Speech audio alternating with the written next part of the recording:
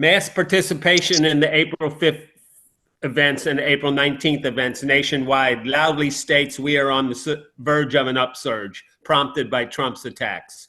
This is not a time to be demoralized. People worldwide now realize the importance of radical action. In the words of Joshua Shurley, Vice President of Veterans for Peace, we must meet the movement. How do we do that? To begin with, we must resist. We're not going to lose because only those who surrender are truly defeated, and we never surrender. What they steal from us at the ballot box, we'll defend in the streets and territories until we recover it and move forward. No one surrenders here. There are many ways folks can resist. Financial and volunteer time donations are two places where people can give. Heading into the Las Vegas convention in the last week of July, there are multiple chances to donate. One can buy a lifetime membership for themselves or others for $1K. I have bought 7 of them and bought another one today, as did a member of Veterans for Peace's board. One can be a monthly sustainer to VFP. My monthly sustainer is $30. One can sponsor others' registration costs besides your own. Chapters can buy ads in the convention handbook. Make a pledge. People can make pledges in the chat. I don't share my contributions to brag, but to let others know ways to contribute. We must ensure another generation of Veterans for Peace, and between now and the convention is the best time to think about playing Santa Claus. That's for Al. VFP leadership has identified 4 campaigns for members to engage in. They include Gaza, immigration ICE, saving the VA, and climate control. People should research these issues, especially looking for victories that we are having. People take positive energy from developments such as in Casablanca, Morocco, where ports erupted Friday night with people who believed the Maersk Nexo to be carrying parts for F-35 fighter jets to Israel. The ship was docked at the city's busy port. Maersk, a Danish shipping country since 1904, laid off 10,000 workers in early November of 2023. Likewise, boycotts of McDonald's and Starbucks have been wildly successful. Look around for victories and celebrate them. We must force a grand coalition. The best way to do that is to support other folks' struggles. One movement to support is the impacted family movement, those who have lost a family member to police murders. But there are different movements out there. Let's initiate our discussion and remember, follow up is key. So volunteer for something.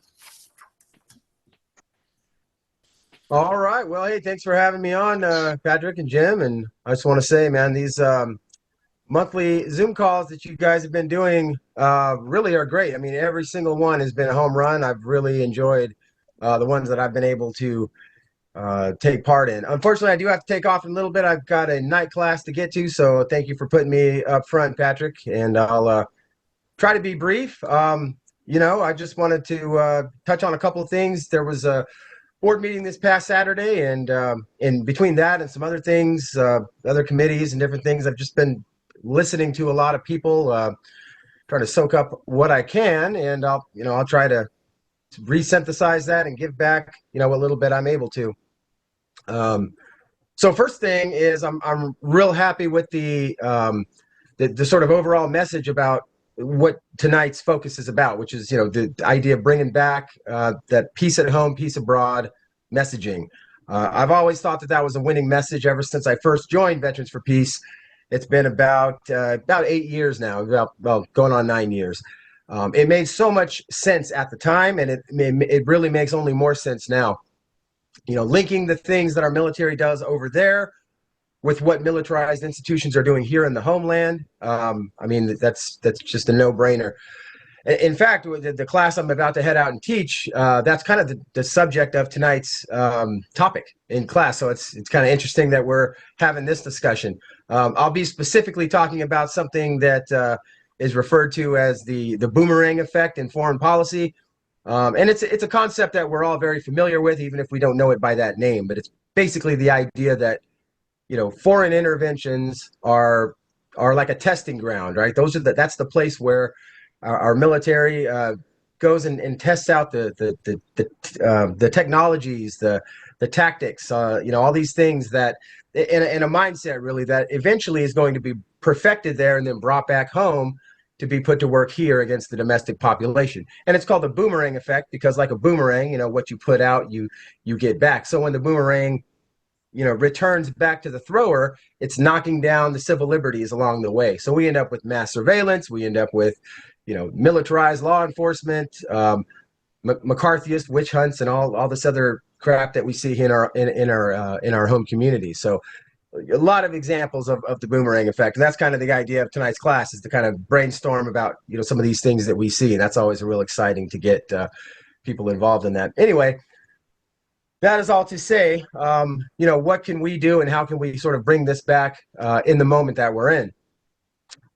Obviously, veterans hold we hold a special place in our society, whether that's rightly or wrongly is a whole other discussion. But what we are well poised to do, as many of us know, is to use that, right, to leverage that and to make it work for peace. I mean, ever since I joined up with VFP almost 9 years ago now, I've been going to local things, and I'm sure we all have this experience. People appreciate our presence; they listen to us, and we all know that the powers that be, they'll support us, right? They'll insofar as they can use us as props, they will love us and support us, and as long as veterans are useful to that agenda, right? But we also know that they will discard us the moment that we become a thorn in their side. We saw that with the breaking up of the bonus army encampments back in the 1930s on the Potomac River, right? We saw that 50 plus years ago during the GI resistance movement then, and we're seeing a fresh wave of it today with the attacks on the VA and whatnot. Getting back to sort of the moment at hand, Patrick, you mentioned the hands-off demonstrations that we just had on April 5th, and there were some other things that went on before that, and there are some other things in the works that are being planned, right? And so, there's been a little bit of talk about this and debate, and so I'll just kind of weigh in, as far as how I see us fitting into this moment. So, the folks behind these events are good in some areas, and they're not so good in other areas, right? We know this. It reminds me of the summer of 2020 when we had the George Floyd protests erupting all across the country, and at least here, one thing we saw here is we saw the very militarized police department that we have here in this city. We had leaders from the police department show up and march with the protesters and do all that kind of thing, try to sort of co-opt the movement. Very cringy, as the young people say, is what I would describe it as, right? These people who resist accountability and any whiff of reform every chance they get are suddenly, trying to sort of insert themselves into this moment. And it kind of feels that way when you have Democrat Party money, donor money, fossil fuel money, war industry money, Israel lobby money behind some of these things, right? That are all about, resisting fascism and resisting Trump, which is great insofar as Trump and fascism and all that stuff has to go. But, what are we getting in bed with? So I do agree with those critiques, and I understand where that comes from. I'm certainly not someone who thinks that Veterans for Peace ought to be sort of middle of the road, water down our message, that kind of thing. Absolutely not. However, I will say that in my view at this moment, I do think that Veterans for Peace needs to be out there 100%, not just present, but highly visible. And so again, are there problems with this current wave? Yeah, absolutely. Right. I heard someone at the board meeting, I wish I could remember who they were, but say something like, this is almost like a distraction, like all this protest to get us wasting our time, spinning our wheels until we can get to the 2026 midterms so that Democrats can win again in Congress and so on. And I get that. But what I would say to that is that we still need to be out there at these events because this is where the people are. Right. People who are And I mean, I had this experience at the most recent one here. A lot of these people are not the usual suspects. They're not the people who are typically out there at these things. So these are a lot of them people who are not that politically involved. They're many of them maybe not all that knowledgeable. Many of them, and in that sense, are kind of blank slates, or they're not super cemented to some ideology or another, right? But they see the writing on the wall, and they know they don't like what they see, and so they are showing up. And so, the way I see it is this is an opportunity for us. So, like I mentioned a minute ago with the 2020 protests, rather than the cops and the suits showing up to co-opt our movements, as we have so many times seen, I would like to flip that and ask the question of us, how can we co-opt their movement, right?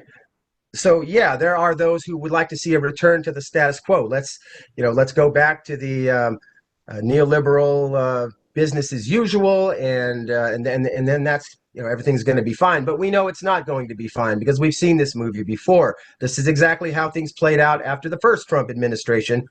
We did that, right? We brought in President Biden, and where did that get us? That just got us a second wave of orange villain fascism, right? So. And that cycle is going to continue. So that cycle needs to be broken. So how do we co-opt their movement? How do we flip that script? And I think that's really, where our focus really needs to be, right? They want to return to the status quo. Let's give them a revolution. They want people to be scared of the Trumpian fascism and eager to welcome back neoliberalism and business as usual and all that. How can we give them people demanding a smashing of the status quo and the demand for something better, something more like an actual democratic society, right? So, for example, I mean, you show up to these hands-off rallies. I know it was different in many different places, but you see messaging such as hands-off NATO, but they're silent on Palestine, right? Just to name a few things. Well, that's where we show up. We show up with no to NATO and expose NATO for the war crime machine that it is, and find that common ground and introduce these new ideas, right?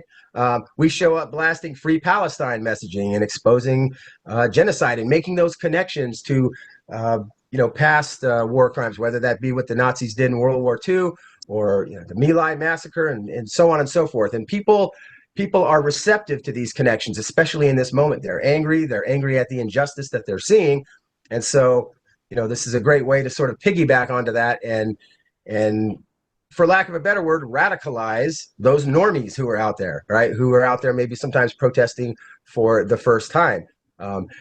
People aren't happy with this, right? We've got this, in many respects, this is nothing new. We've seen attacks on free speech. We've seen problematic deportations going on for years now, predating Trump, but it's accelerated obviously to an unprecedented scale, and the disregarding of the constitutional order, as imperfect as it has always been, is really throwing people for a loop. So yeah, that's my view on this. We show up, we radicalize them, and I use that word radical intentionally, right? I talk about this sometimes, that the word radical means to get to the root cause of a thing, right? It's often used to mean extremism or something like that. But what it really means is to get to the root of a problem.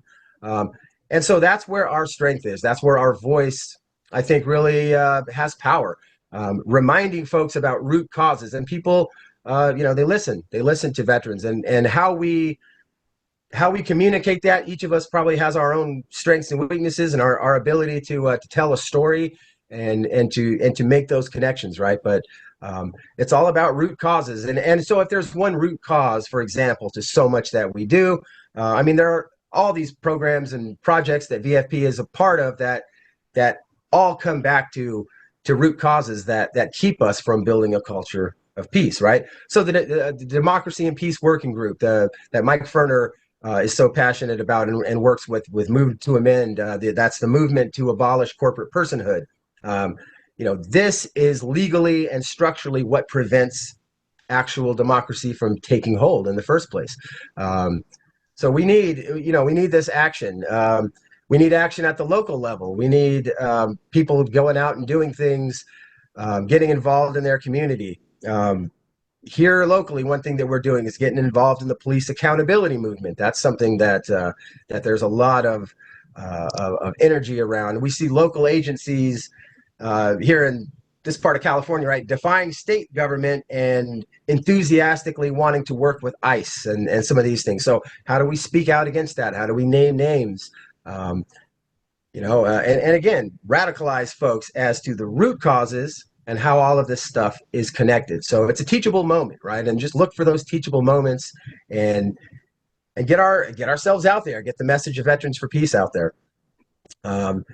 So, in some respects, the big picture, it's a big picture problem, but we all have our local small piece to play. And so, we've seen this wave, for example, of trying to get municipal resolutions passed. This is through your local government to do any number of things, right? Whether that be to abolish nuclear weapons, whether that be to call out Israel and genocide, whether that be to get money out of politics. These are all things that we can get some traction, get some education, basis built at the local level. So like here in our city, we're not able to get any of that stuff passed in this city just because the politics are what they are. But what we have done is gone out into some outlying communities around here that have successfully passed these things. And in so doing, we ended up building some interesting coalitions and building networks of people who, I think will come in handy later on. And when we're not able to do those kinds of things, we can go out and do the good work of naming and shaming some of these people, right? Whether that be members of Congress, local officials, whoever it might be. I just saw this afternoon, I was looking at social media, and some South Koreans were doing that to the Israeli ambassador in South Korea. Maybe some of you saw that. Kind of interesting. Another big thing is I think really ripe to get involved with is getting involved with students, the student movement. I mean, wow, the work of Jack Gilroy, for example, in New York, and Nick Modern, and some of our folks out there what they're doing with the student movement has been incredible. And while I'm a little sad that we don't see more of that all over, it's also a scary time, and people are being obviously attacked and heavily sanctioned for the content of their speech. This is just blatantly unconstitutional. I see today again that Yale University is back at it. We've got the encampments coming back, so hundreds of students are defying the tone that this regime has set. They're pushing back. They're doing this at enormous risk to themselves and to their futures, I might add. And this moral clarity is really something that we need to see more of.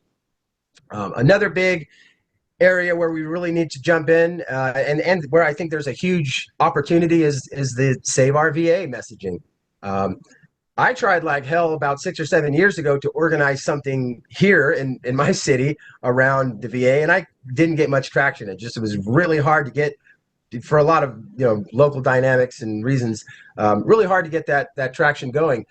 But today, now, I have people calling me wanting to do something, and we're setting up something in mid-May that's going to be good about this. And so, I mean, the will is out there. There's an interest that at least I haven't seen in the time that I've been doing this kind of work. And then the other big one, and I don't know if Steve Morris is on with us tonight or anyone from the labor working group, but maybe they could speak to some of this. But labor, organized labor is one area where, we have sort of an infrastructure, if you will, in place to really take the fight, to them. So yeah, we've got a new labor working group formed here in Veterans for Peace, and really looking forward to learning more about that and ways that organized labor can really affect change and how we can work together. And I mean, I'm thinking, general strike. Are we talking about that yet? This is the kind of thing that we really need to be, really pushing for. Anything like that where we can get that message out. So anyway, that's all to say. Yes, let's show up. Let's collaborate. Let's build coalition with a divergent group of people. Absolutely, but let's do so with intention and with an aim to, for lack of a better word, to radicalize and to build the movement on our terms, right? And to really bring, the message of VFP to where the energy is. I mean, Veterans for Peace, this year, 40 years now, the Veterans for Peace has been an organization, and I still marvel at, what a success. I mean, and I just mean like the concept of Veterans for Peace, everything from the logo to, it's on kind of a human like marketing level, it's great, and it works well, it resonates well with people. Yeah, and so the question to me that I'd like to hear, people opine on is how do we do that in our own ways, right? How do we get out there and radicalize folks? How do we propagate our message? How do we convert the angered masses to our movement? Maybe convert isn't the right word, but steer. How do we steer folks away from that trap of neoliberal business as usual and into what we really need, which is a multifaceted, pro-democracy approach to smashing this current vicious brand of xenophobic racism and fascism, and usher in something better. We all know that something better is out there, just waiting to be born. Anyway, I'll stop there and leave it for someone else, but I look forward to hearing from some of you. I'm sorry I have to leave a little bit early, but yeah, I just want to thank Jim and Patrick for inviting me on to say a few words, and I do look forward to seeing many of you at the July convention. Well, that's only 3 short months away, so we're celebrating the first time that we've gotten together in, I guess, 6 years in person. So that's real exciting, and more importantly, it's a real opportunity to put some of these ideas together and put into practice how we're going to get through these coming months and years. I mean, July, that will only be 6 months into the Trump administration. We're only 3 months in. It feels like it's been 3 years. I'm sure some of us feel that way. Anyway, I'll leave it there. Thanks very much. I look forward to hearing from you all, and I will catch you all later. All right. Thank you. Thanks, Josh. And by the way, next month's Zoom, Southeast Zoom, is going to be focused on labor. Nice. Michael, I think it's up to you now. Well, before Josh, can you hear me? Yes. Yeah. Before Josh leaves, I'm wondering if people have any questions for him or. The one thing I see here, Josh, is a lot of gray hairs. All right. So I'm curious as to what the age groups are, and let's make it simple. How many are the VIA generation, and is it more than half? Is it 75%? Okay, yeah, you're talking about in our membership. Actually, I got your email about that, by the way, and I'm working on that. Short answer is I don't know exactly. A lot of that's kind of anecdotal. So, as far as what our demographic breakdown is with age, it seems to be, I'd say maybe about 2/3 or so, at least from the sort of, the Vietnam era. I don't mean it. Look, it's an old, and I'm one of them. I'm one of the geezers. All right, I'm an old timer, getting long of tooth, but it's going to put some limits, and people listen to us. What you were saying, when VFP shows up, when it passes out its flyers, it has its gear. People pay attention, but there's also some limitations in terms of the organization, and that's in one sense held it back from going forward. I'm looking forward to the labor stuff, because we're going to be dealing with veterans, and I'm very much concerned about seeing that the circle goes unbroken, that we pass it along, we recruit, and the young are 40 probably years old, the Battle of Fallujah 20 years ago. So, but I'm looking forward, because where are the veterans concentrated? In the unions and in this uprising. So, and on the campuses, and through the unions on the campuses, and it's tricky stuff. But we need to recruit and realize that we just ain't the kids we used to be. Yeah. No. Amen. Yeah, and I think that's where we really need to get into coalition with younger folks and other groups, especially when it comes to things like technology. I'm always saying we need to do better. I mean, nationally, but also just individually as chapters and whatnot, getting our voices out there, going out, reach out and see if we can get into college classes, high school classrooms. I'm sure there's a lot of interest at this moment, and being more savvy with technology and social media and trying to get coached on those things. That's something that, I mean, I'm always trying to work on that. It's not my area of expertise by any means, but yeah, hell of a time. Janet. Yeah, so I dropped this in the chat, Josh, but I'll ask it directly. Do you recommend that, at least a few of us VFP folks attend the weekly indivisible.org meetings? They've got a weekly national call. And then like from the executive director level at some point or the board level, should we start making demands of indivisible? I mean, the United States is on the brink of possibly going to war with Iran, which is a huge crisis that's getting very little attention. And we're currently in now 3 proxy wars, or well, 2, but I mean like with 3 fronts: Russia and Ukraine, Gaza, and now bombing Yemen. And they say nothing about it. I mean, this is incredible that the major organizations of this country are just ignoring, just trying their best to evade any discussion of it. So, I mean, maybe this isn't something that can be answered right now, but I just wondered if you have any initial thoughts on, should we start, connecting with them and seeing what they're saying in those meetings? I mean, my thought on that is, yeah, we should. There's nothing wrong with connecting, building that coalition and also just kind of seeing what the plan is, being involved in that planning. And if we can inject some of our our call for sanity, and get that on the agenda, that's great. I'm very skeptical that will be successful. Many of us have been trying to do that for years and decades, and we all know how that typically goes. They will also use us as props and then will promptly discard us, right? But there's nothing wrong with coalitions on things we can agree on, as long as we really keep it to the forefront of our minds that we need to peel off those supporters. I mean, these are well-funded machines. They get the numbers in ways that we very much envy, right? I mean, they have the money and all that behind them.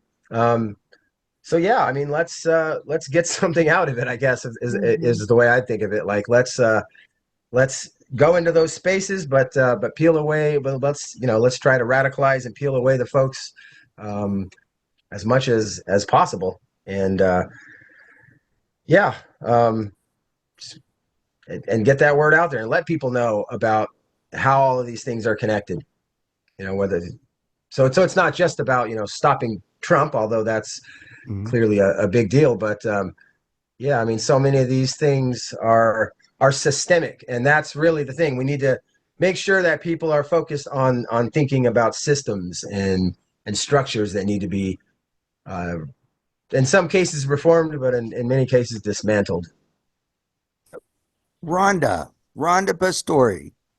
Yes, hi. Wonderful to be here with everybody. And I am an Air Force veteran, relatively new to Veterans for Peace. And I don't know if this is the right place or time for me to be here asking about this, but I'm also a member of Unitarian Universalist meeting in my area. And I'm wondering what I can take to share with my congregation about the movement, the message from Veterans for Peace, films to show to the community. We have an outreach into the community, trying to educate them about what's going on. So I haven't been, this is my first meeting I'm trying to get connected to a local group. There's not one near me, so I'll have to drive about an hour to get to one. Yeah, well, thanks, Rhonda, for being here and for taking that step. Can I ask what area you're in? The Berkshires, Western Massachusetts.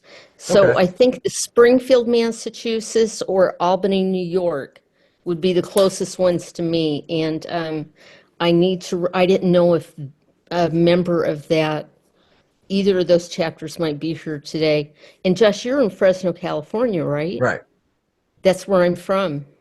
Oh, Yeah. really? Wow. Okay. I went in the military. I'd never been east of Texas, and I landed in Massachusetts. So it's Right on. great to be here. It's so inspiring to hear what everyone has to say. I'm from Fresno too.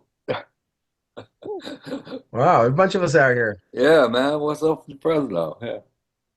Well, no, that's great, Rhonda. And we're also we got a big UU church presence out here. In fact, a lot of our events that we hold them at our local UU Universalist Unitarian Church. For those who don't know, and yeah, I mean it's a great congregation. I'm not somebody who is particularly religious, but I mean the UU is Neither are you. really an exception. Yeah, you know what I'm talking about. I mean they are so switched on when it comes to matters of peace and social justice, and so they really are kind of the black sheep in a lot of ways, I guess, in the religious community. We got all these evangelical churches, and we do a thing every Armistice Day, and I put out stuff to local churches. Almost nobody ever gets back to us, but the UU has been always there, and a few others. But yeah, I mean that's rare. So I mean, just it's a great place, I think, to build community and to network with others. And if it's anything like the UU churches I've seen around here,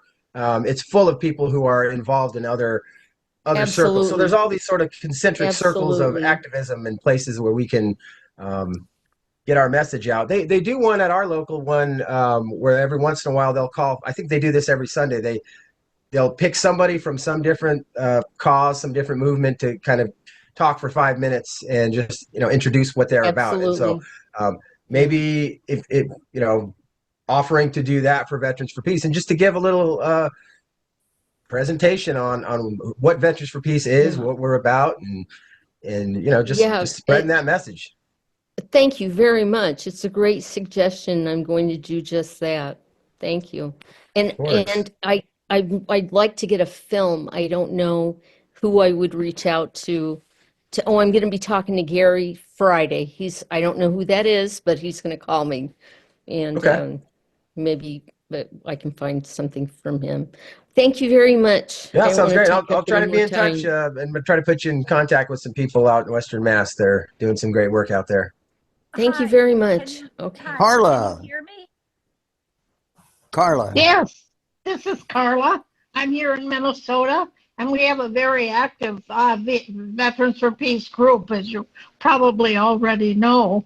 And I just recently joined with them and Women Against Military Madness, and we sort of narrowed our area down of interest in that small group on wars and the environment and the problems with all of that. So my question to you was, when I was listening to you, I'm thinking, oh my God, they got so many things they want to do with 62 people. How are you ever going to be able to handle all that? Have you ever thought about narrowing the focus down a bit to maybe no more wars, or love everybody, or whatever you want to call it? But just so many interest splinters a group, do you think, or not? Well, no, you raised a good point. I mean, that kind of gets to the whole, central purpose of an organization like Veterans for Peace. And I'm certainly not one of the old timers who were around at the beginning of this thing, but I think, and I'll hear from others what they think. But at our core, that is what VFP is about. It's about peace, right? It's not even Veterans Against War as much as Veterans for Peace. For building something that leads to peace, which many of us join the military, thinking that we want to be a part of something that's going to lead to peace and all that good stuff, before our eyes were open. But, anytime you jump into something like that, then you start to peel back the layers of the onion, and there are all of these attacks. So peace is under threat in so many different ways, and people's interests are into so many different things. And so it's, I would say that we kind of do both. Yeah, we have that core purpose of struggling for peace, but the ways that we do that are multifaceted, and we've got, a lot of ways to do that. For some of us, it's going out and protesting and doing that. So for some others, it's legislative work. For others, it's academic. I mean, there's a lot of different ways for us to sort of get in it where you fit in, and that kind of thing. So yeah, it's a struggle. And then when we get into other areas that are kind of out of our lane, that's where VFP comes in as an ally, as a very useful ally to folks to be able to play a supporting role in other overlapping pieces of the movement, if that makes sense. So I don't know, at least that's the way I see it. Jerry. Right. Well, I want to thank you, Josh, for all this effort, discussion about building coalitions. This really is a special time with people turning out who never thought about needed to turn out before. And the mention of gray hair reminded me that Ray McGovern has done some really good discussions and rallied people at the end, saying, I see a lot of silver hair out in the audience. He said the public does not like to see people our age getting mistreated and beaten up. He said the police might beat up the younger people, he said, but we usually don't get quite that kind of treatment. That came to mind as we were talking about age, and certainly our experience presses us to do things. So thanks to everybody. Thanks, Jerry. Thanks, Jerry. Michelle. Hi, can you all hear me? Barely. Oh, okay. All right, I'll speak up. Yes, I'm Michelle, and I live 60 miles due north of Manhattan in the upper or northern Dutchess County, and a 90-minute train ride from New York City. And I will be hosting at my Paris salon here in Rhinebeck, New York, Kate, who did the film What I Want to Tell You, or What I Need to Tell You, over Memorial Day weekend on Saturday. And I am trying to hook up with Veterans for Peace in this area to send them a formal invitation.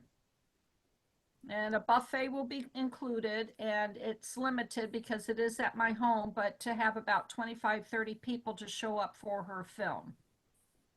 And then there will be a Q&A after the film is shown, and just a real good opportunity for local veterans to, including the Berkshires. I put my phone number in the chat, so the woman, I'm sorry, don't know your name, but you're not too far from where I live, just on the other side of the border, a little due northeast. But would love to find out how I can obtain a list, a contact of veterans with the organization or other veterans to come. Michelle, this is Michael. I put in the chat.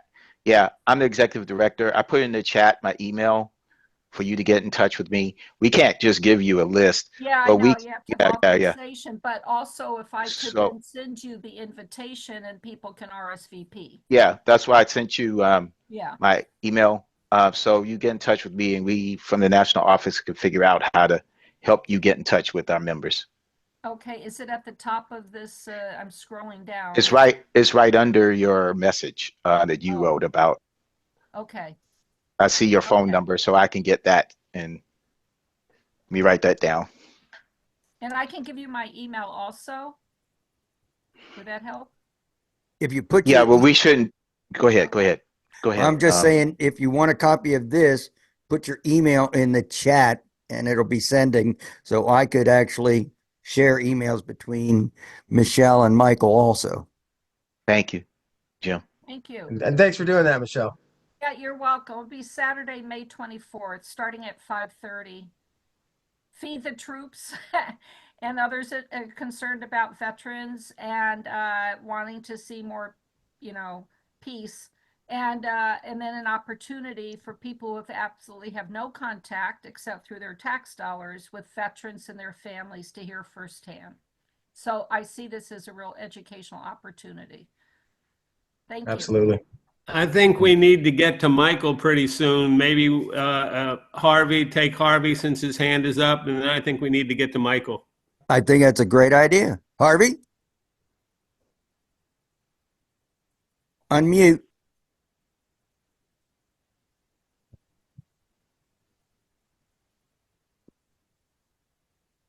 Harvey? Going once? Going twice? Okay, sorry. I'll try to be quick. I'm in Charleston, South Carolina. We don't have a chapter down here, and maybe that's my fault. But I've been here a few years, and I found some people here that are good to work with, and they're young. You can believe that, which energizes me to be around those people. One is the Democratic Socialists, who are very active here, and they have had an excellent ongoing protest against Albert Systems, which has a factory in Charleston County making howitzers and other war implements that they ship to Israel. It's an Israeli-based company. So we've been demonstrating in front of the Albert plant. It's been going on now for several months. I've made some of them, and they get pretty good crowds and good responses from people driving by. And, we're in Trump country. So I'm impressed with what they do.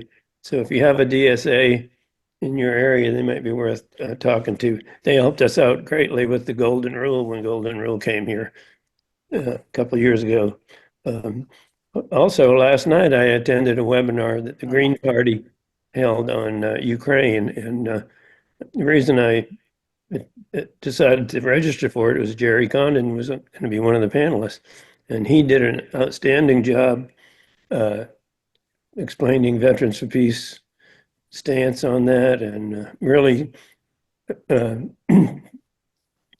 making a strong statement about the danger of nuclear war with Ukraine and with Europe starting to talk about going to war with Russia. So that was wonderful. And I was surprised that there weren't many Veterans for Peace people registered.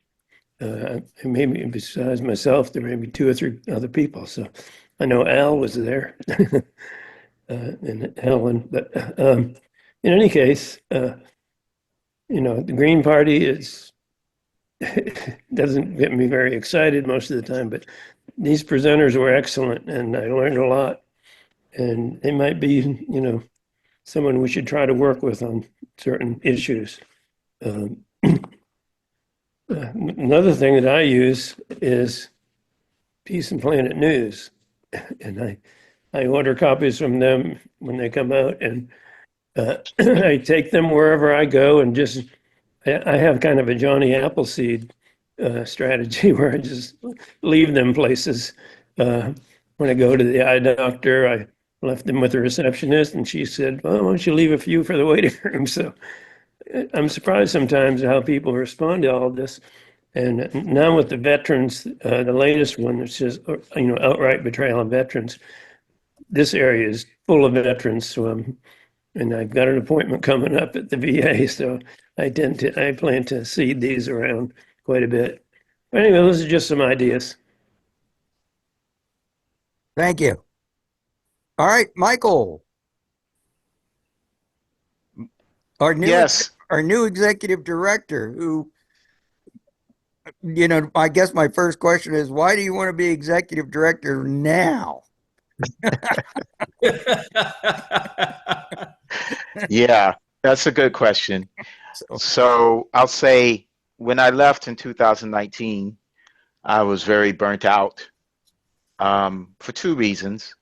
One is that, I had been ED twice. That was the second time. And just trying to consistently and with passion try to change U.S. foreign policy, all the things that have been happening here at home too. When we talk about peace at home, peace abroad, I had been involved in the Ferguson uprising in St. Louis. I had to struggle a little bit with people in Veterans for Peace about us even being involved in it. So that wore me out some. And to be honest with you, the infighting in the organization as well made it so that I needed to take a break. And I didn't want to be an executive director of anything when I left. And over the past, 2-3 years after I left, I did several different types of jobs. But fortunately for me, I came across a online news publication that focused on here in Seattle. I moved to Seattle because my wife was here. She grew up in Ellensburg, which is in the middle of the state, and her mother was here. So she got a job here. Her mother passed away about 2 years ago, so it was a good thing we ended up here because she was able to spend time with her. But I got a job as executive director, believe it or not, with an online news publication, South Seattle Emerald, that focused on the community, focused on people of color, very progressive. And I was excited to do that because I felt like I was serving the community again. Of course, the same kind of challenges you face, raising money and personalities and things as ED, but I was serving the community again. Veterans for Peace had the job open before the election, and one of the board members joked with me about possibly returning, and I said, no, I don't want to apply for the position. I'm happy where I am. But Trump winning just made me feel like I had to return if I could, because I knew I'd be thinking about the kinds of things we're talking about right now. And I wouldn't be able to focus all my attention on the South Seattle Emerald. And I wouldn't be doing service to the organization, because I would be thinking about you all and this community and how I could use my voice as a veteran in this period, because I knew this period was going to be different. I see this, a lot of the things are the same in terms of their roots, but this is a different period. This is not like what it has been in the past. These people who have obtained power at this moment are very different. And if they're not checked, it's hard to know what they will do. And my community specifically, people of color, the Black community, is under a very specific kind of attack. They used the Black community talking about DEI, talking about just the xenophobia of replacement, all the racism, used us and people of color in general to come to power. So I felt like I needed to be in the middle of it. So I applied, I didn't know if I was going to get picked, and I did. And, I'm happy to be back with you. We're glad you're back, Michael. And Thank you. we already have a question from somebody representing the Revolution Books Berkeley. I'm an internet novice, I think. My name is Don Teeter, and I'm a Vietnam era vet, Navy, Polaris missile submarines, where I got kicked out of a school for storming out of a leadership lecture protesting racism by this first-class petty officer who started talking about the N-word, and I just walked out and busted into this commanding officer's meeting and told him to fire the guy who was a racist. I was out of that school so fast, but anyway, so, but that's probably the best thing that happened to me, because I got stuck on a destroyer and I started really running into guys that came back from Vietnam. It's, struggled with me that this was not our war. And then I came out, went back to college. Fresno State, I was involved in all the big protests there at Fresno State, and I joined Vietnam Veterans Against the War. They were anti-imperialist, and I've been a revolutionary ever since. And the whole thing of the service had a lot to do with me finding out what this country was really about. So I just wanted to say that I'm working now with both with Revolution Books, but this group refusefascism.org, which is one of the most active groups around this whole Trump MAGA fascist juggernaut that's coming down. And I just wanted to say, every day you wake up to more outrages that we, like Michael was saying, this is something we've never seen before. And you could be running this way and that around gay, trans rights, or the drowning of undocumented, or the destroying of the planet, or the war moves and all that kind of stuff. But we can't be running after each thing. There's too many things coming down. And what Refuse Fascism and what I'm working on is we have to take on this fascism before it can consolidate itself, because then we're all screwed. Not just us here, but the whole world, because the U.S., has got more power than Hitler ever had. And when it gets consolidated, you can already see what's happening with people being sent to El Salvador. And Pam Bondi, or whatever her name was, says if you say F you to Trump, you're going to be there too. So we have a limited amount of time to actually get out in the streets and prevent this system from actually functioning. That's what I think. It's very good that people are going after different issues, but we got to see this as a whole juggernaut that's coming down, and we have to stop it. So, if you want to find more, go to refusefascism.org. They're having national meetings this weekend in LA, New York, Detroit, and I think somewhere in Texas. But anyway, I really encourage people to go out to that. A lot of young people involved in that protest movement, because it's not just about this or that or saving America. It's more like saving the world from America and Donald Trump. That's it. Thanks. So, Patrick asked me to talk a little bit about the vision that I'm bringing forth, I guess, for VFP, or what I'm trying to do as executive director. And I do want to say before I continue, I'm sorry, what's your name for Revolution Books? Don Teeter. Don. Everybody knows me as DeAndre, but anyway. Okay. Thank you, DeAndre. Yeah. I agree with you when it comes to the fascism and the consolidation of it. It's very important for us. That's why I came back, because we definitely have to check this MAGA movement. This is extremely important. I think we are going to do that. I just want people to know that, like Patrick said in his statement. I think we are. I think there's too many people who totally disagree with this. And we just have a tradition. This nation has a tradition. It's like a split personality. It has a tradition of xenophobia. It has a tradition of division, of racism, of genocide, everything negative. But it also has a tradition of moving things forward and coming together. And I say that as my people have been a big part of that. And so many of us, while we're a little pissed off because we try to tell people, I've talked to many people about this, and if you look at social media and look at the Black community, just general conversations, we tried to tell people this is what was going to happen. And so we're a little mad that we're in this situation.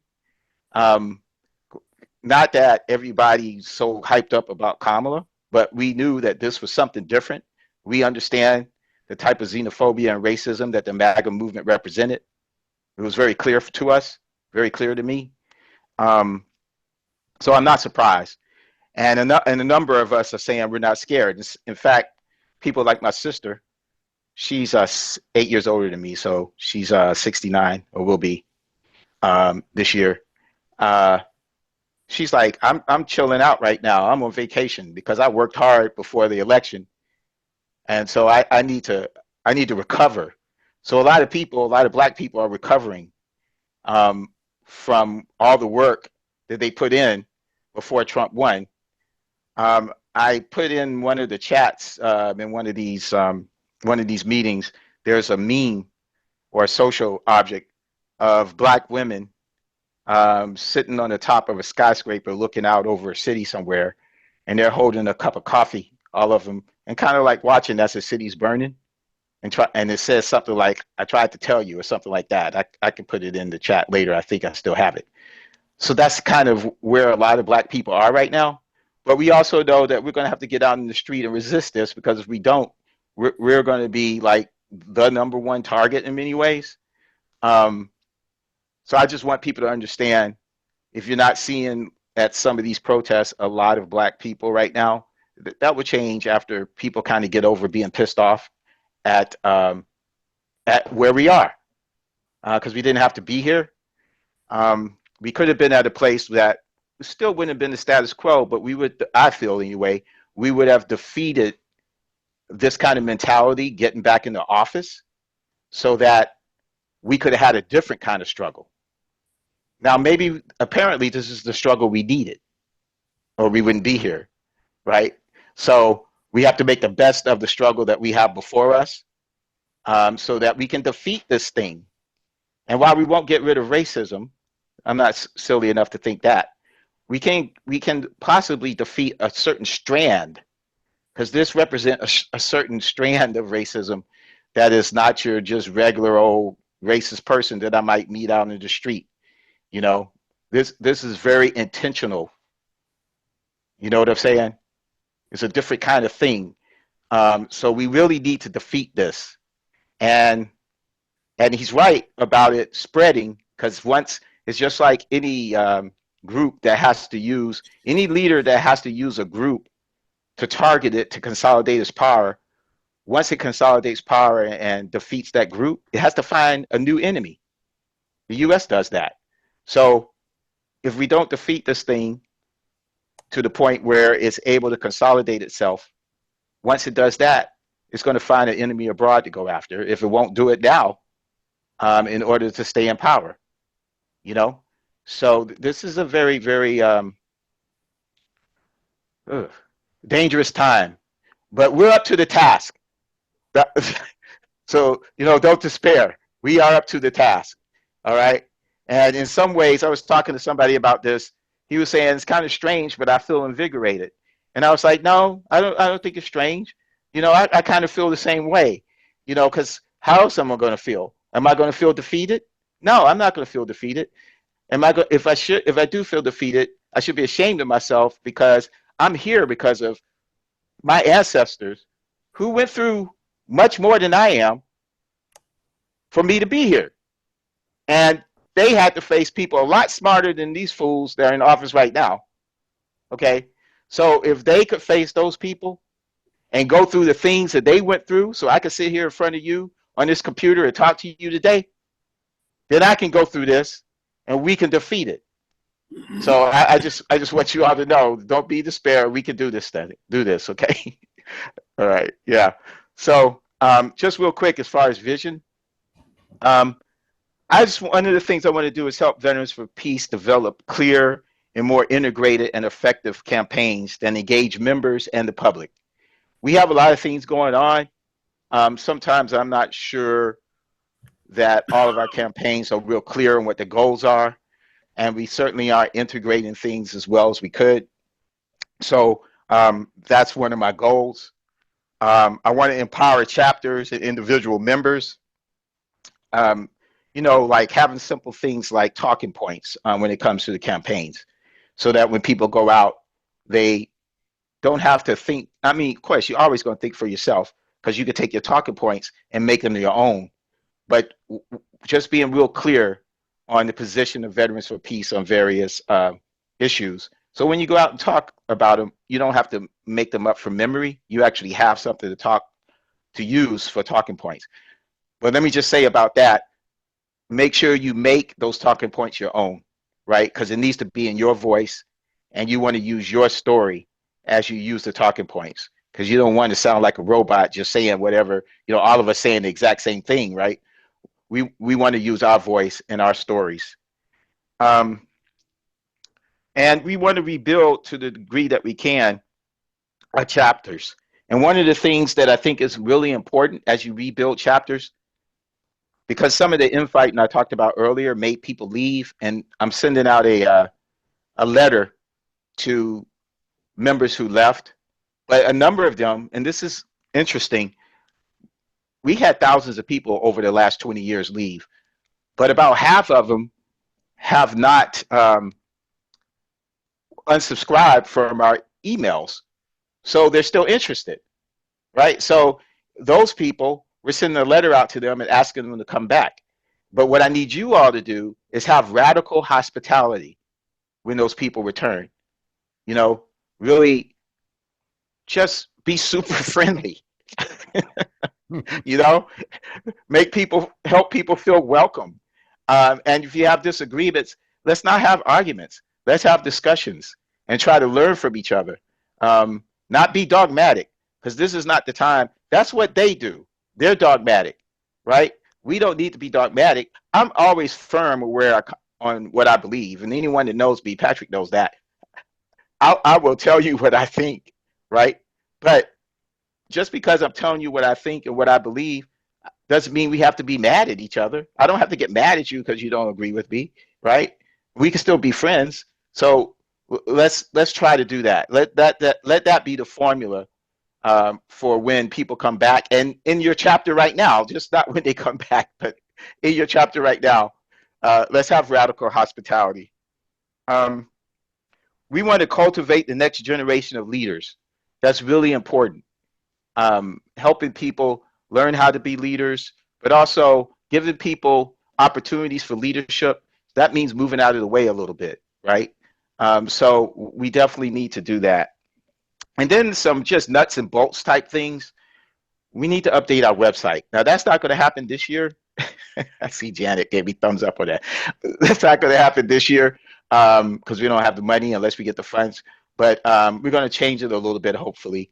But next year, I really want to update our website. And we need to update our database. Our database is giving us fits. And I hear for the past year, it's been giving people a lot of trouble.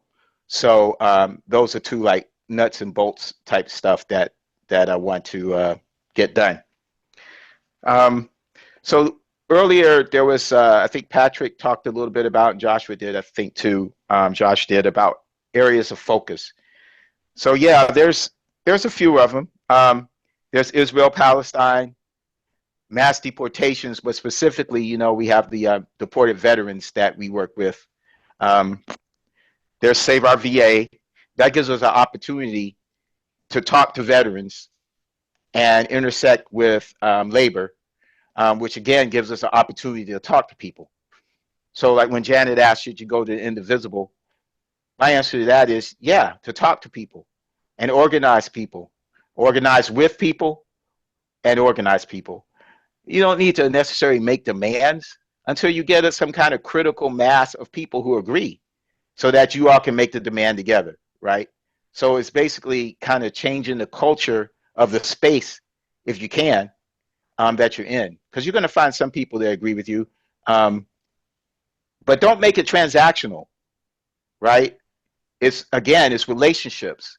And it might take some time, but listening and talking and explaining and finding those points of agreement so that you can persuade people, and they might persuade you in some things, so that you can get together and, yes, at some point, call for change, demand change, whatever term you want to use.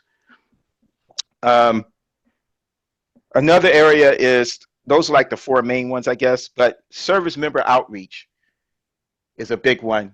There's a campaign that was started grassroots that we sent out recently in our e-news called Don't Turn on Us.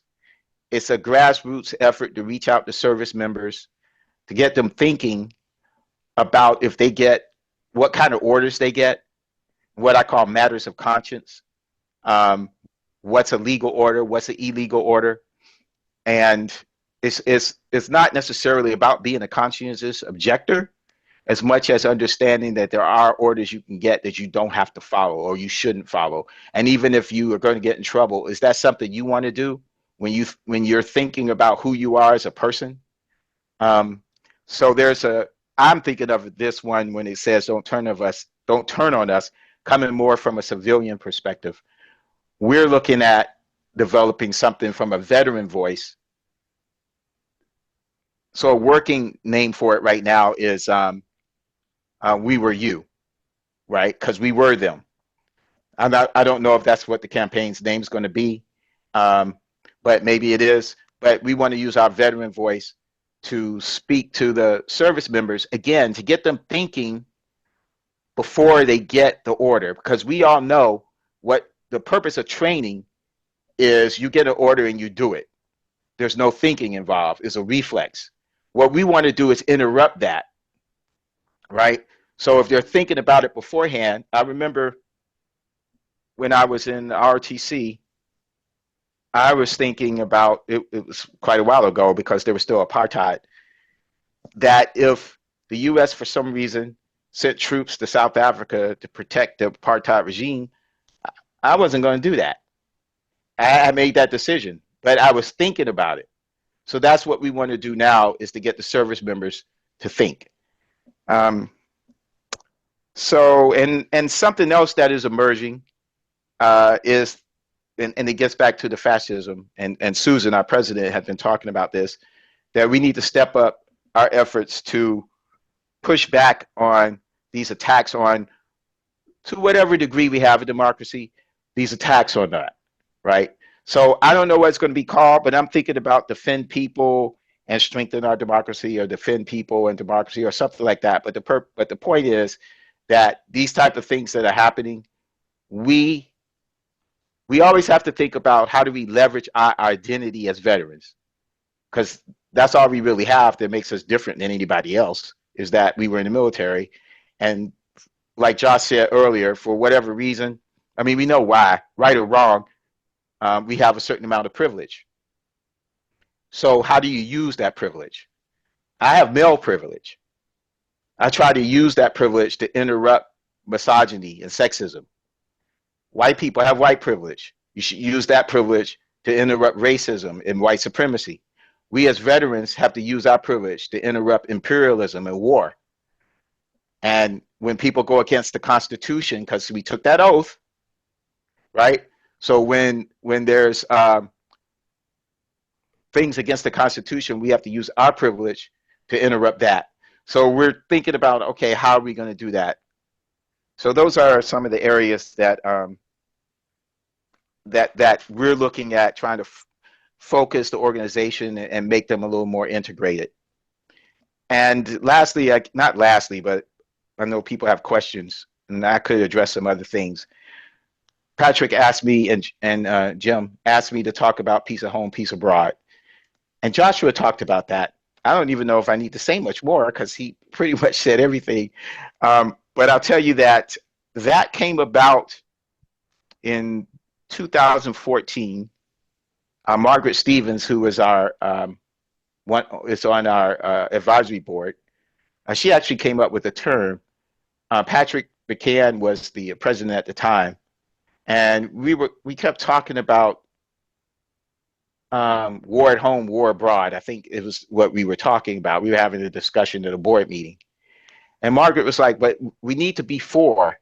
We need to be for something."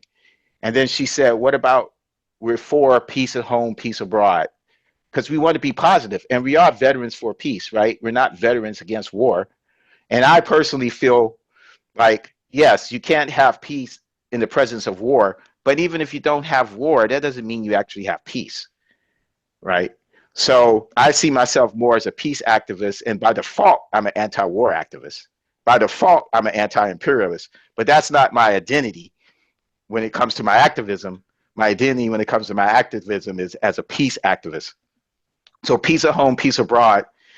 And for me, that's important because, again, I'll use Ferguson as an example. Our national office was in Ferguson, Missouri. Michael Brown was killed by the police. the left, the broad spectrum of the left, just about anyone who was anybody, any organization, from just slightly left maybe to far left, was involved in a coalition called the Don't Shoot Coalition. And I was asked to be co-chair. One of the reasons is because I have relationships with people in various domestic issues. You know, I knew people in different struggles. And I wasn't from St. Louis, so I think also people just didn't feel intimidated by me because, you know, I'm not trying to build some kind of base and take anything over here. I'm the national executive director of Veterans for Peace, you know, so I didn't have a little kingdom there, you know what I mean? So I think they weren't intimidated by that. But it definitely was because I knew people in different struggles. That gave me an opportunity to talk about our issues too, you know, because I knew all these different people. But also the thing that when I got attacked for being part of the coalition and being a co-chair, well, what was I supposed to do? Here we are, we just had this uprising. I was asked to be co-chair because I knew all these people. My people, and when I say my people, I'm saying black people, from the NAACP to the Nation of Islam, and that's a big space between the NAACP and the Nation of Islam. That's not a, you know, that's a broad coalition where you can get them in the same one. The Urban League, you know, young people, when you can get all them together, that's kind of impressive. When you can have Zionist Jews and Palestinians in the same coalition, which is what the Don't Shoot Coalition had, okay, that's a special place. So what? I wasn't supposed to be part of that? That's crazy. How would I be looked at if I wasn't part of that? No matter what color I was, but much less as a black person, there was no way I couldn't be part of it. So I was. And I feel like that speaks to peace at home, peace abroad. Because people, when they're under threat at home, that's what they're thinking about. It doesn't mean they don't care about what's happening somewhere else. Of course they do. And they could maybe see the connections, maybe not. And one of our jobs is to help people, I say uncover the connections because they're there. We're not manufacturing them. The connections are there. We have to uncover them for people to be able to see them. But if they're going through something, they have to deal with what they're going through. They can't just all of a sudden drop that and work on what's happening somewhere else. So we have to help people see the connections so they can see how what I'm doing here at home impacts what's happening abroad, and how my work to change what's happening abroad helps me here at home. So that's how I see peace at home, peace abroad. I feel like they're intricately connected, and that without one, you're not going to have the other. Excellent. So we have some time for some questions. So please go ahead and go down to the bottom of your screen and you'll see reactions, and then you can raise your hand there, and then that'll put you all right in the order. And so we try to leave at 8 o'clock, but we'll let it run a little bit longer if there's questions. And if I can just make a comment, Michael, I was just really gratified of you saying you're going to try and include these other groups, because just for a quick example, at the Hands Off rally that we had here in Nashville a couple of weeks ago, there was already splits between Indivisible and this other group, 50-51. And I'm thinking, what the heck? Are you kidding me? You know, you can't start off and immediately have a split. You got to try and ignore your little bit of differences. And I got plenty of differences with Indivisible, but it's not like I'm going to exclude them from helping them out or them helping us out. So I was really gratified to hear that. And there's other organizations. So, Sure. well, I'm done. So let's go with Roger, who has his hand up. Hi, yes, I'm Roger Ehrlich. I'm associate member for quite a while now down in Raleigh, North Carolina, sometimes Asheville. So yeah, as to respond to this moment, it seems like I mean I agree with Michael and the way this was framed as making sure that all people's anger and the newly aggrieved groups aren't just sort of used by mainstream Democrats. You know, I mean that we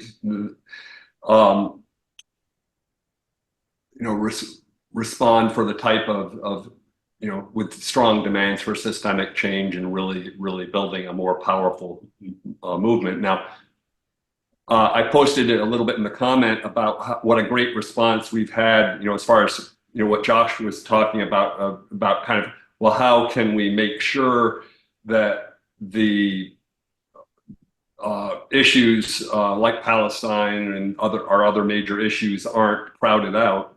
But I'm wondering, as far as a campaign and taking leadership,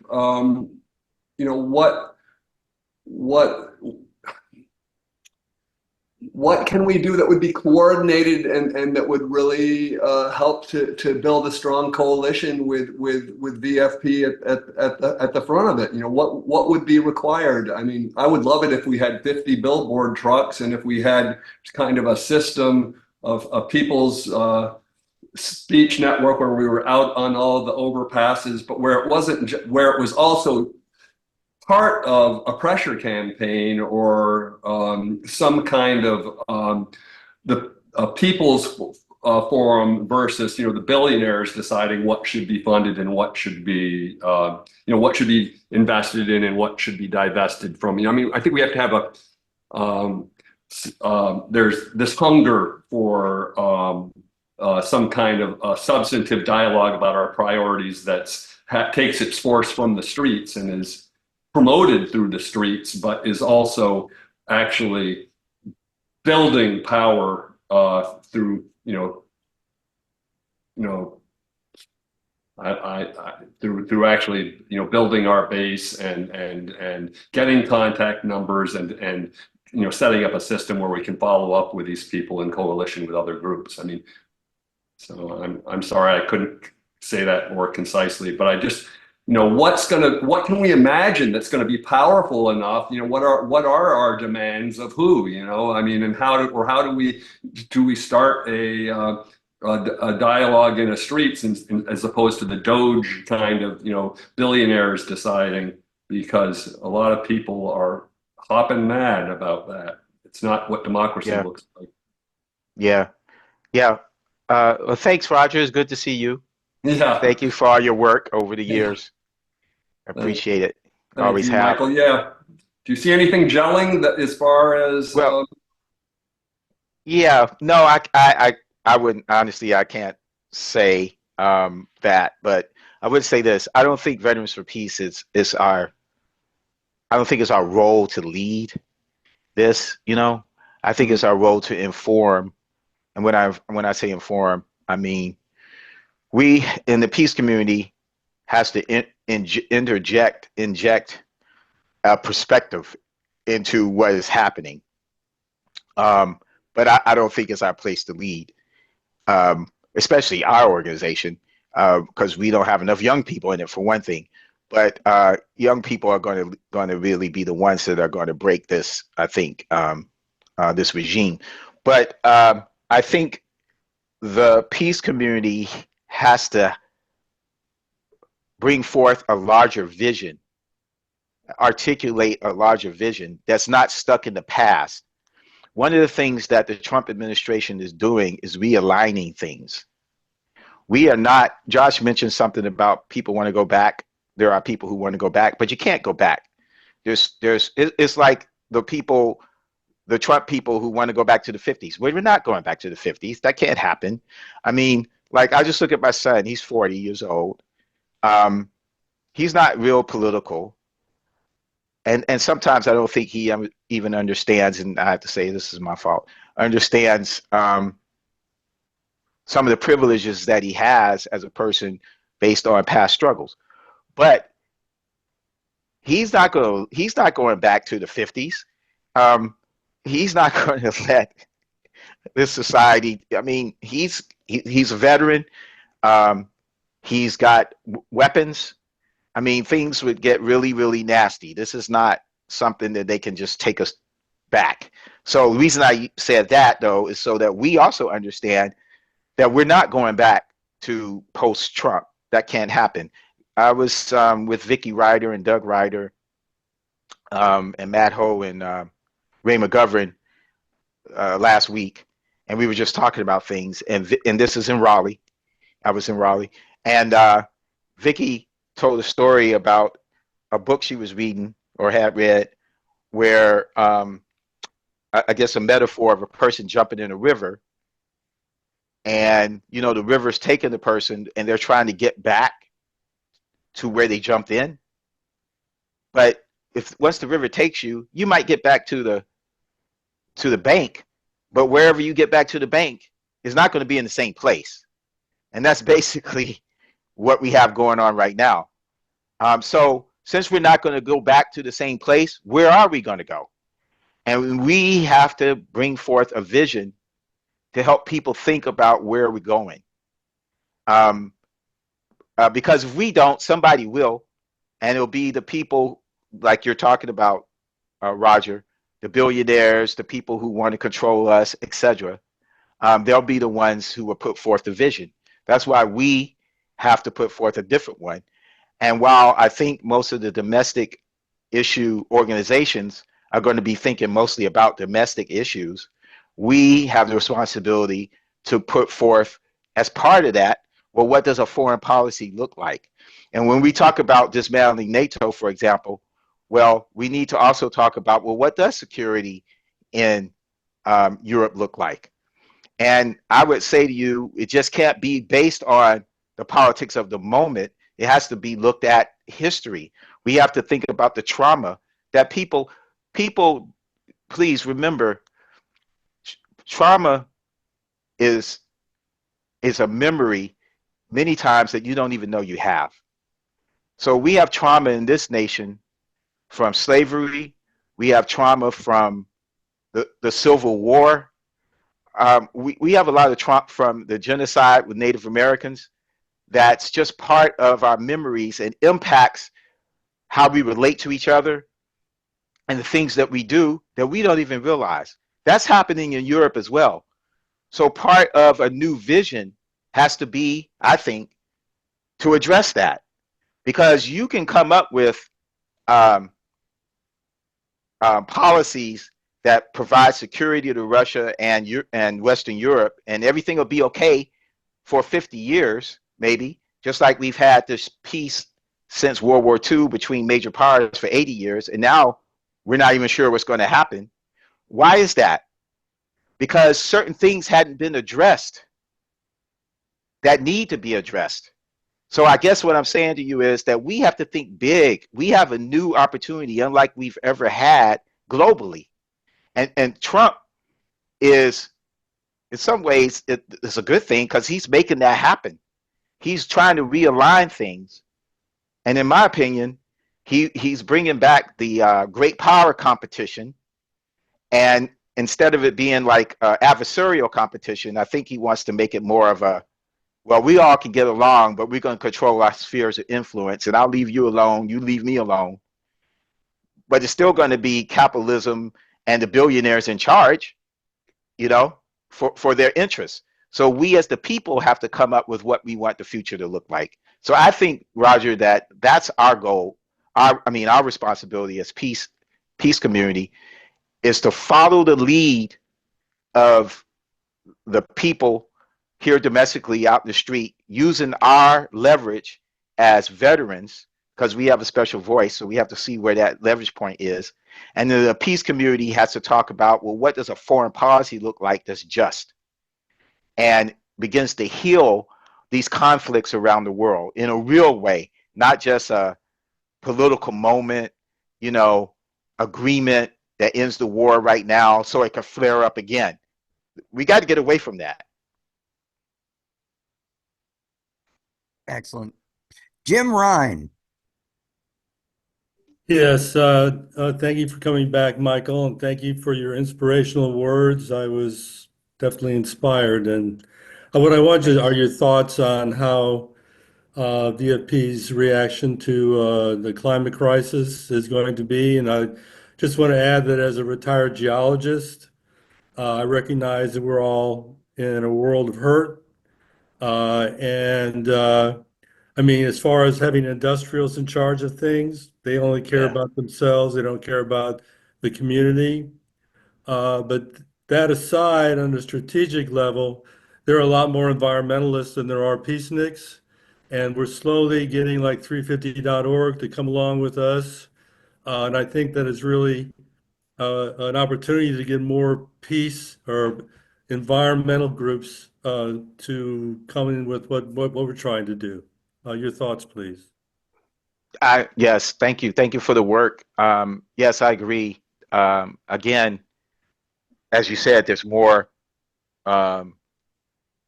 environmentalists than there are like veterans so what you're doing and what our campaign, I think, is attempting to do is to bring attention so people understand the role of war making, U.S. militarism in climate change and the footprint, right? Because one of the things that people have been taught in this country is to see foreign policy as something separate from domestic policy. And this was intentional, right? By Democrats or Republicans or whoever is in charge to do that. And what we're attempting to do, not only with climate, but just in general, is show, no, these things are actually connected. And climate is one of those places that you can objectively, through science and numbers, show people that they're connected, right? Right. So this is one of the places where I'm not going to say it's easy because it's not, but because you can show those numbers, people can say, "Oh, wow, I didn't know that," and then you're working together to change it. So I think that is incredibly important because it even opens the door for other kinds of, okay, now that they know that, then they'll start looking at the foreign policy. And is there another way for us to solve these problems than to have all these weapons? Do we need all these tanks? You know what I mean? They can start asking other questions. I think that that campaign is a prime example of what I'm saying as the peace community bringing, and we as veterans, because it's our perspective, so you're talking about the military, bringing that message to what most people see as being domestic or maybe global, but not seeing the militarism part of it. And we're able to show that to them. And Lola Moonfrog. Hi, everyone. Thank you. And you might be the last one. There's one more person after me, I thought, but whatever. Anyway, I'll try to be brief. I'm very grateful for this meeting, and I'm so grateful, Michael, for you being back and also for everything you've just said. And thank you. Yeah, I'm really grateful, and it's helping me orient some things. And I just want to offer a point of information, which I offer really humbly because y'all may already know this, but I read something offered this morning by one of the people who's working for Palestinian rights here. It's from Dennis Kucinich. It's about exactly sort of following up on what you just said. It's about how, and I know war creates crap in the atmosphere and, everywhere. But he's really looking at the science of all the people in Gaza who have been incinerated, all the buildings, all the stone, the Mm. bomb dust, the DNA, the human body, um, from being incinerated, going up into the air and becoming aerosols, and how that's going into Israel. And Oh it's my going God. into other countries like Syria and all around. It's going across the Mediterranean. It's like, it seems to me that that's something worth Mm. bringing up and linking and making more of a deal out of, because it's like it Mm. was the most um, appalling information. It was like, I don't know how to express it. It was like really, it was bigger to me than how I usually think of these kinds of things, how the DU in Iraq happened, all those things that affect veterans. This is affecting veterans. It's affecting people in our military who are stationed nearby there too. It's big. That's all I want to say. Thank you. Where did you see this again? It was I can send a link. I think it was something that was sent to me. It's there's a link to this thing that Dennis Kucinich was presenting. Mhm. Okay. Can you put it in the You chat, could, Laura? I read that too. You could probably just get Dennis Kucinich and Google him, and he was arguing for enlightened uh,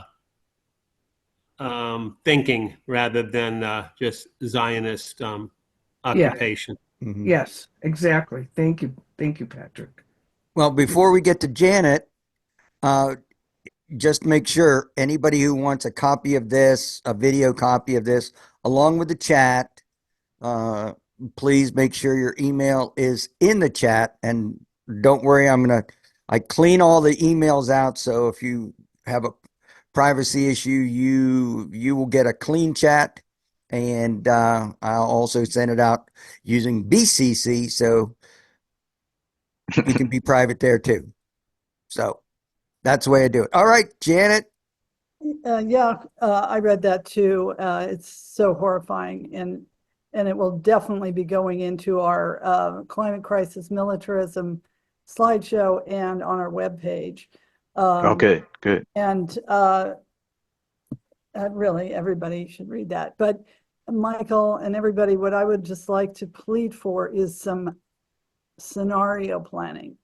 If the United States bombs Iran, whether this government calls it a war or whatever or not, we will definitely be, in a position to be up to the forefront.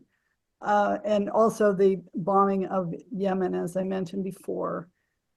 In some ways, I just wonder myself, why am I not hitting the streets? Why are we not taking that on?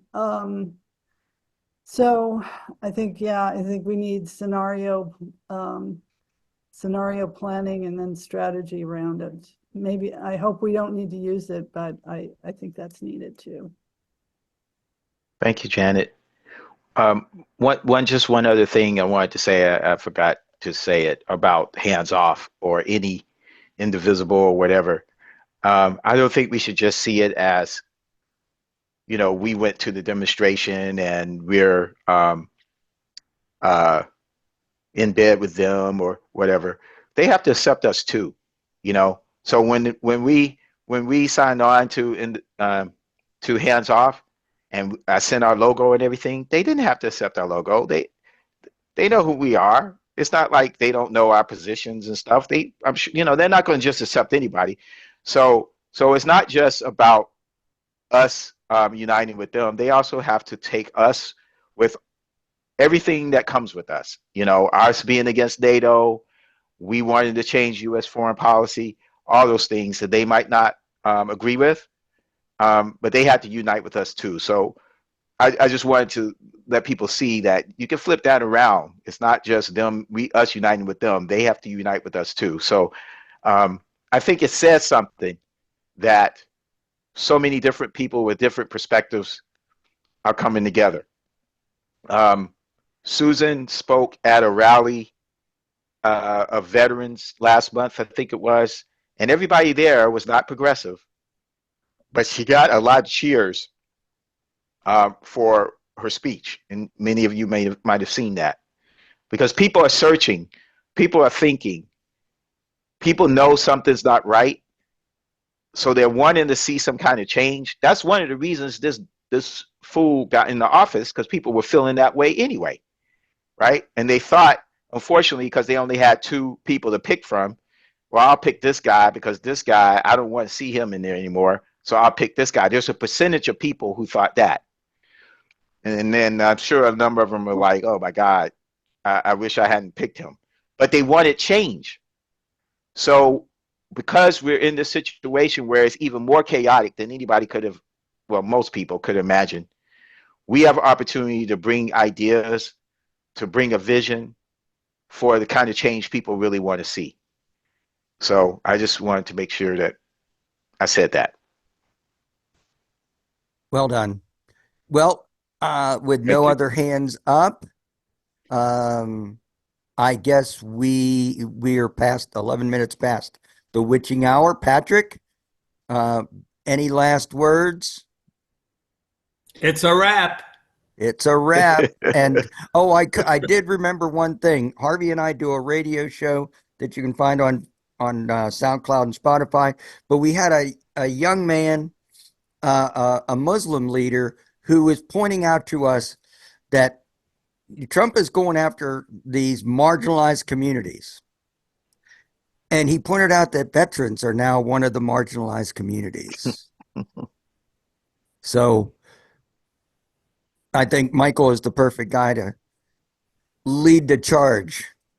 So Michael, any last words, and we'll let you go and we'll say goodnight to everybody, and make sure your email is in the chat, and I will send this out hopefully tomorrow or the next day.